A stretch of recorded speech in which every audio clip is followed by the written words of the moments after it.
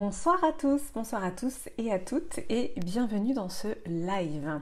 Je lance mon 42e live sur mon défi 60 jours de live. Je vais vous laisser le temps d'arriver. Je fais mon live un peu plus tôt que d'habitude. D'habitude c'est un petit peu l'histoire du soir après le dîner. Mais il se trouve que dans mon planning d'aujourd'hui je ne pourrais pas le faire après le dîner. Donc voilà, je le lance avant. Donc je vais vous laisser le temps d'arriver comme chaque jour. Je suis très heureuse de vous retrouver pour l'histoire du soir. Coucou Marion, bienvenue dans ce live. Donc je suis toujours en duplex entre Facebook et Instagram. Donc voilà, je suis un petit peu des deux côtés. Et comme chaque jour, je vais vous raconter donc une histoire, une anecdote personnelle, puisque pour ceux et celles qui ne me connaissent pas, je suis Clémence Martin, je suis la fondatrice de The Positive Place.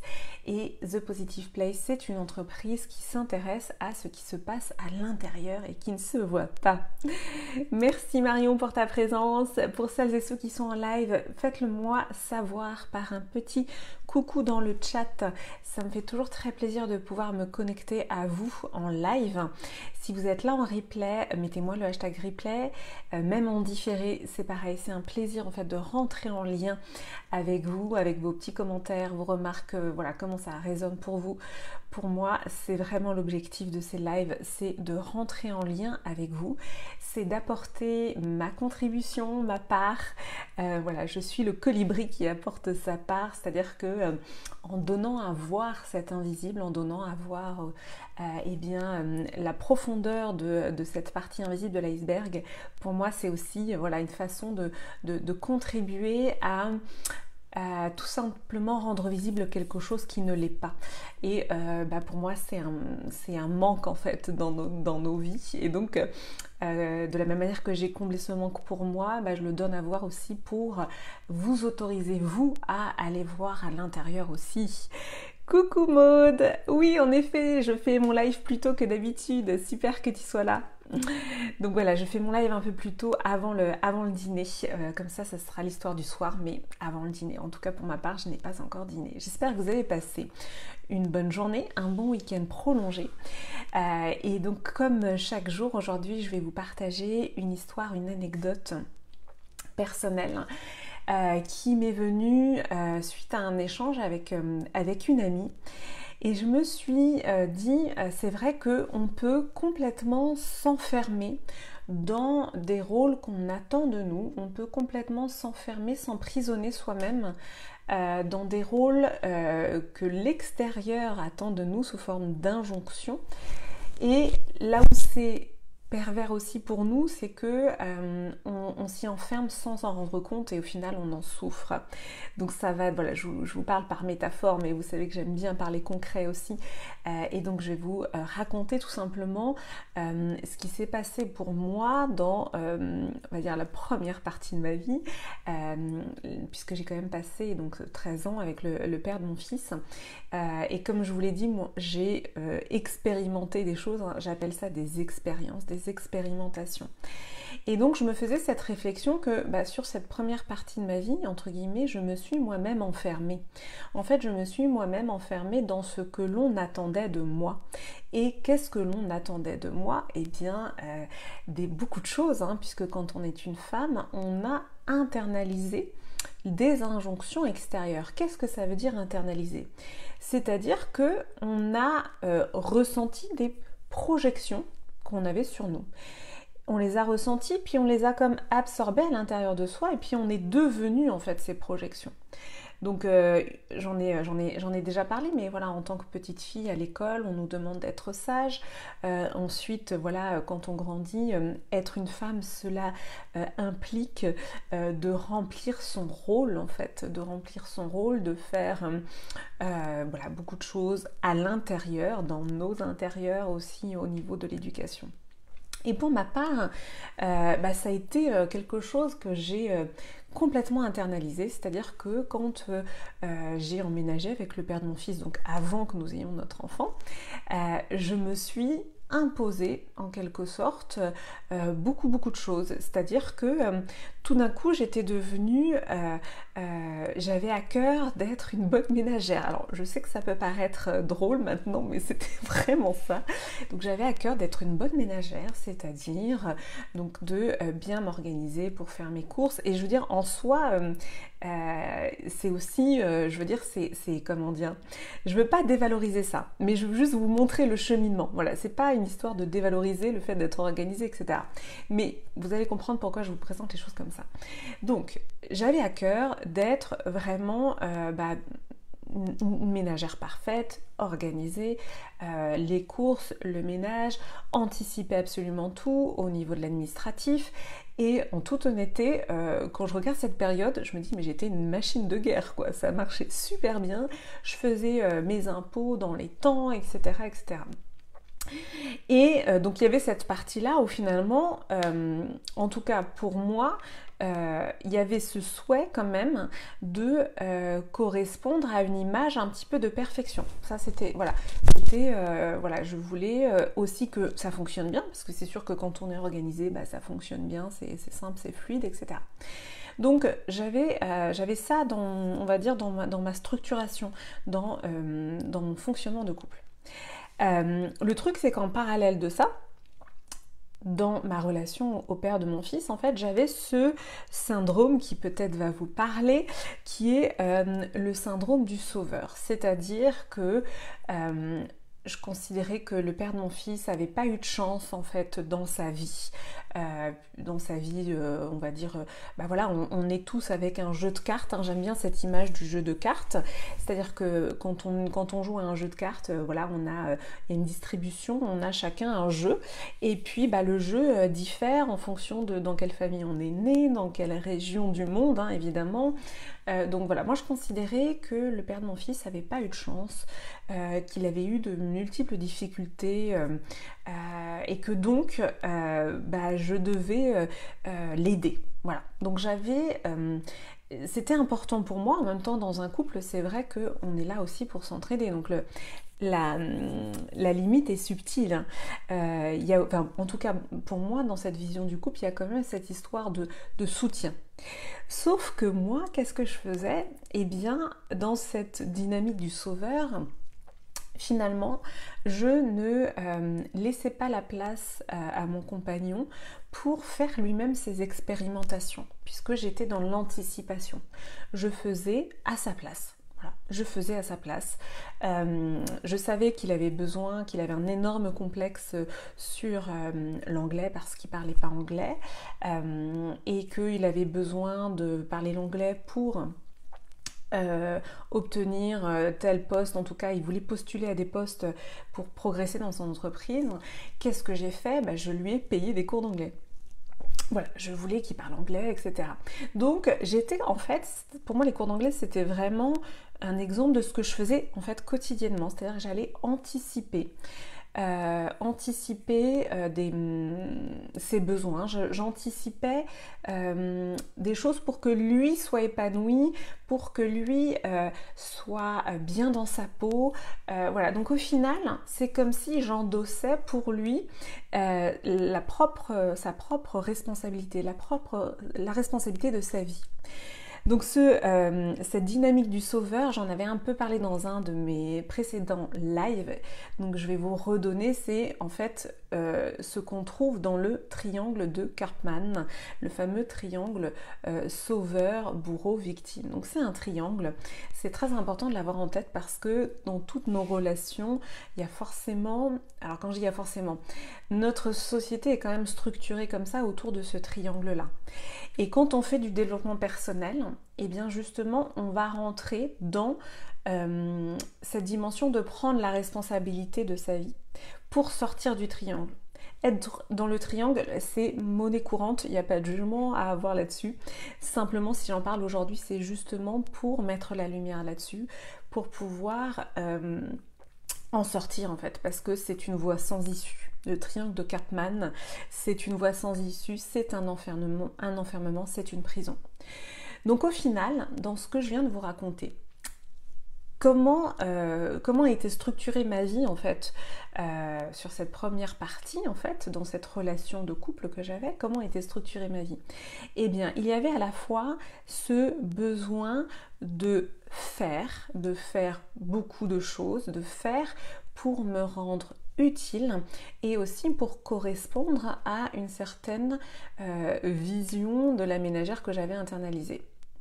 Et en parallèle de ça, il y avait ce rôle de sauveur que je m'étais auto-attribué au sujet donc du père de mon fils, que je considérais comme ayant été brimé dans l'enfance. Voilà, il n'avait pas eu de chance, donc j'étais là en fait pour le porter, pour lui permettre de s'épanouir, pour lui permettre de se révéler. Donc là, on voit, voilà, en résumé, hein, ces deux grands axes, mais voilà les deux grands axes. Donc pour moi, évidemment, maintenant, avec le recul, il y a deux écueils dans ce type de comportement. Et quels sont-ils ces deux écueils? Le faire, en fait, vient nourrir un vide d'estime de soi. Alors, il y a évidemment le fait d'être organisé, et ça c'est une part des choses, et je ne remets pas ça en question, mais le côté de faire et d'anticiper et de faire à la place d'eux vient en fait venait combler pour moi un besoin d'estime de moi-même. Donc ça venait remplir une faille narcissique qui est donc d'avoir une bonne estime de moi. Et par ailleurs, donc le sauveur, pareil, venait aussi combler bien cette dynamique de confiance en soi, d'estime de soi. Et comme je vous le dis, comme je vous l'ai dit dans un précédent live, pour ceux qui ont suivi dans le triangle de Karpman, qu'est-ce qui se passe? C'est qu'en fait, on va tourner sur les positions. Le sauveur, potentiellement, va devenir bourreau, le bourreau va devenir victime, etc. Donc on tourne sur les positions. Donc, qu'est-ce qui s'est passé ensuite? Entre guillemets, je suis devenue le bourreau du père de mon fils, dans la mesure où, quand j'ai vu que j'ai essayé de le sauver, mais que ça marchait pas, parce que tout simplement, en essayant de le sauver, je l'ai déresponsabilisé. Je lui ai enlevé en fait sa part de responsabilité. Je suis devenue le bourreau. Donc dans notre relation, ça a tourné comme ça. C'est-à-dire que j'étais toujours sur son dos. L'histoire des cours d'anglais, ça m'était resté là parce qu'en fait, je voyais qu'il travaillait pas, donc ça m'énervait, etc. Donc on voit bien comment, quand on rentre dans le triangle, il y a quelque chose de malsain, entre guillemets, qui se met en place parce que on n'est pas chacun dans la responsabilité pleine et entière de sa personne, en fait, tout simplement. Donc au final, en ayant ce comportement-là, et là en vous en parlant aujourd'hui, qu'est-ce que je fais? Je prends la pleine responsabilité aussi de ce qui s'est passé dans mon histoire de couple, sur cette première histoire. Et je suis pas en train de m'accabler, je suis pas en train de me dire tout est de ma faute, ou je suis pas en train de dire finalement cette histoire a échoué à cause de moi. Non, je prends ma part en fait. Je prends ma part. De l'autre côté, évidemment que le père de mon fils avait des choses aussi, on va dire, évidemment, et je les connais, mais j'en parlerai pas aujourd'hui, mais c'est simplement dans cet exercice, pour sortir du triangle de Karpman, qu'est-ce qu'on peut faire? C'est simplement regarder en fait avec honnêteté et reprendre sa part. Et donc ce qui est marrant, c'est que dans cette deuxième partie de ma vie, en fait, j'ai expérimenté l'inverse. J'ai expérimenté l'être plutôt que le faire. J'ai expérimenté ce que c'était que de ne pas du tout être une ménagère parfaite. J'ai été vraiment l'inverse. Et je suis allée au bout de l'expérimentation en m'autorisant en fait à ne pas être du tout une ménagère parfaite. Donc j'ai fait vraiment l'observation des deux comportements. Et voilà, je vous en parlais dans un de mes précédents lives, c'est cette histoire de balancier, c'est-à-dire j'ai expérimenté un extrême qui était d'être la ménagère parfaite, de correspondre à toutes ces injonctions qu'on attendait de moi. Puis je suis allée dans l'autre extrême où je me suis autorisée complètement à ne pas du tout, on Oui, je me suis vraiment autorisée à pas du tout être la ménagère parfaite, à laisser de côté beaucoup de choses et puis quand même c'est désorganisant quand même, hein, je peux le dire. Donc voilà, hop, je me resitue, je me mets dans mon centre et je fais des choix conscients. Et je fais le choix conscient de, oui, être dans la conscience quand j'organise évidemment mon intérieur, quand je prends soin de mon fils, etc. Je suis dans des choix conscients qui ne vont pas être dans un extrême ou un autre, mais qui vont être juste pour moi. Et donc c'est vraiment dans cette expérimentation-là que je trouve la justesse de ce qui est bon pour moi et de ce que j'ai envie de mettre en place pour moi. Et l'histoire du balancier, pour moi, c'est pas anodin. Hein. L'histoire du balancier, c'est vraiment quand on revient vraiment en son centre. Voilà, je respire pour l'ancrer. On est dans sa pleine responsabilité. On est dans sa pleine responsabilité, dans son plein pouvoir, dans sa souveraineté. Donc ça, c'est quelque chose qui est finalement très peu enseigné en fait dans nos sociétés, dans nos vies, dans notre éducation. Et c'est pour ça que je m'intéresse beaucoup aux cultures anciennes, aux civilisations anciennes, à voilà, différents aspects en fait de ces civilisations anciennes qui, eh bien, là on s'en rend compte, mettaient au premier plan en fait ce qu'on appelle aujourd'hui le développement personnel. Ce qu'on appelle aujourd'hui le développement personnel, en fait on le retrouve dans le bouddhisme, on le retrouve dans la culture amérindienne, on le retrouve dans le Tao en Chine, de la culture plutôt de la civilisation chinoise. Donc on retrouve tout ça.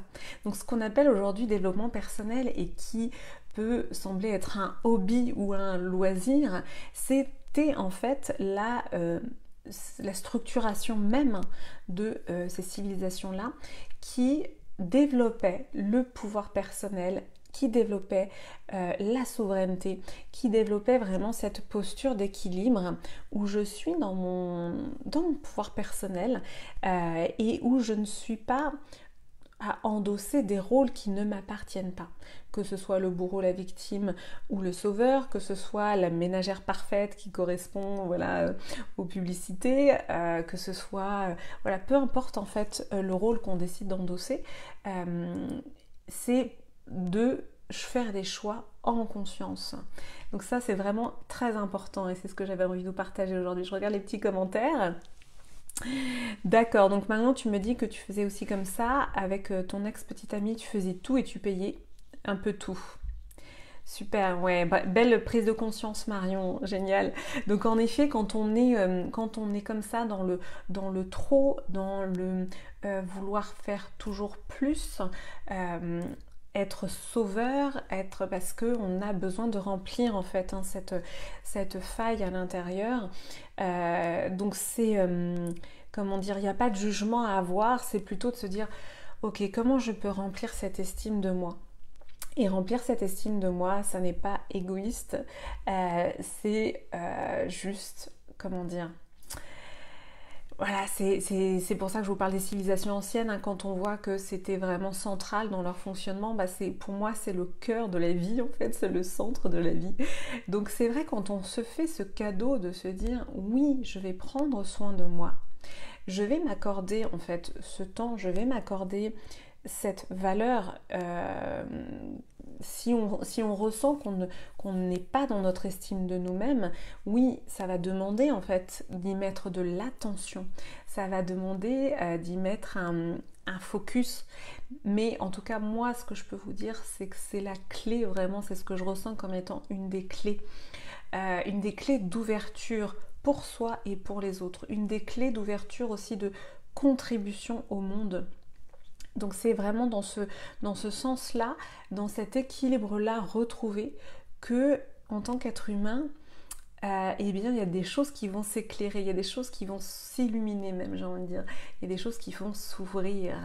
Donc c'est vraiment un cadeau qu'on peut se faire, c'est de se choisir véritablement et avec engagement. Voilà, donc je célèbre ce soir les 9 femmes qui ont rejoint la le voyage, l'initiation de la femme solaire, qui se sont choisis, qui ont vraiment fait ça parce que, et je le dis vraiment en toute sincérité, en toute honnêteté, quand je vois vraiment les témoignages, je suis super heureuse de pouvoir vous accompagner parce que il y a vraiment cette idée de décision. Vous avez pris cette décision. Et c'est vrai que moi, dans mes accompagnements, j'ai à cœur de vous rendre votre pouvoir en fait. C'est-à-dire, en tant qu'accompagnante, en tant que mentor, je prends pas votre pouvoir à votre place. Je vais pas vous dire oui, grâce à moi, vous allez. Non, c'est vous qui allez faire le travail. Moi, je vais voilà, vous guider, vous accompagner parce que c'est un chemin que j'ai fait et que je vais amplifier avec vous. Mais je ne vous enlève pas votre pouvoir. Et ça, c'est très important pour moi. Et c'est pour ça que voilà, les femmes qui ont pris cette décision, elles ont posé des intentions très fortes. Et ces intentions, elles sont déjà dans leur pouvoir personnel en fait. D'avoir pris cet engagement envers elles-mêmes, c'est déjà être dans son pouvoir personnel. C'est déjà mettre un faisceau de conscience dessus. Donc voilà, bravo. Bravo pour ces belles décisions. Si vous regardez cette vidéo, que vous voulez nous rejoindre, envoyez-moi un petit message en privé, c'est encore possible. Et puis, dans ma dimension de contribution, le message d'aujourd'hui, c'est vraiment de vous engager envers vous-même. Prenez ces engagements envers vous-même. Et dans l'expérimentation, expérimentez en conscience pour retrouver cet équilibre, pour retrouver ce qui est central pour vous. Et toujours en misant sur vous, en misant sur votre valeur qui est inestimable et illimitée. Voilà, c'était le message du jour. Super Marion, oui, je te sens bien prête, bravo. Bravo pour ton courage, parce qu'il faut du courage, vraiment, pour aller voir à l'intérieur. C'est pas facile, ça peut donner le vertige. Ouais, c'est un très bel engagement, vraiment bravo. Et ce voyage, on va le faire ensemble. Et oui, parce que ça demande du courage. Donc c'est pour ça aussi que je fais des accompagnements collectifs pour vraiment être dans ce cheminement et l'être ensemble. Voilà pour mon live 42 sur 60. Je vais vous souhaiter une très belle soirée, peut-être un bon appétit. Et je vous retrouve donc demain. Alors demain, je ferai mon live sûrement un peu plus tôt parce que demain à 21h, nous serons en live pour le premier live de la femme solaire. Donc je vais vous retrouver sûrement avant dans la journée. Je vous embrasse très fort. Je vous embrasse et merci à toutes, merci Marion, merci Maude, merci pour toutes celles qui étaient en live, ceux et celles qui étaient en live du côté d'Instagram aussi. Je vous dis donc à demain. Si vous êtes là en replay, mettez-moi le hashtag replay. Donc voilà, je me suis pas présentée, c'était Clémence Martin, la fondatrice de The Positive Place. Je vous embrasse, à demain.